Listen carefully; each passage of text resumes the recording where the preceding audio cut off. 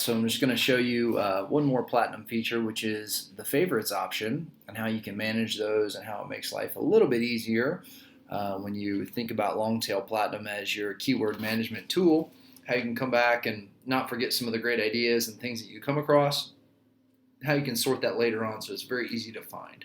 So when I'm looking at a list of keywords, I'm back here looking at some of my stuff about backpacking and outdoors that I've done in a lot of the videos if you've watched all of our demo videos.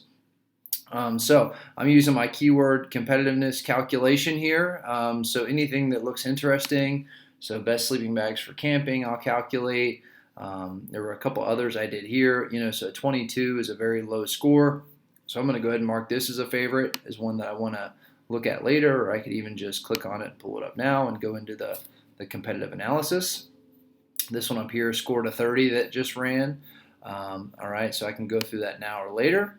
But what I wanted to show you is up at the top, you can click on the little star icon, the favorites icon here in the header. And what it'll do is it runs a filter for you to where now it's only showing you the favorites. So as you go down a list, and if I was on all my keywords and at some point, I might have dozens of favorites, I can quickly go to them there. I can also click on all favorites down here.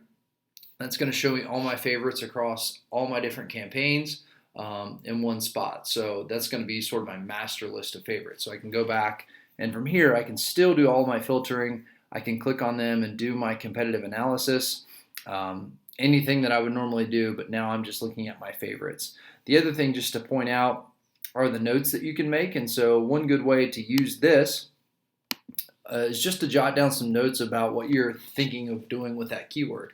So maybe it's something that you want to write a blog post dedicated to that. Maybe you want to make a video about it, make a big list. Maybe it's going to be a subtopic in a different blog post that you're working on. So it's just a good idea. And again, if I do that, it'll light up that note icon for me. So again, then when I'm going down, just like with the favorites, I can click and only show the things that have notes here by using my column header. When I uncheck that, now everything's revealed again. So when I'm in sort of my larger lists, using my favorites and my notes, quick way to rifle through and see the things that kind of capture my thoughts, and then also come back and see some of the best keywords that I found very, very quickly so I can start creating that content.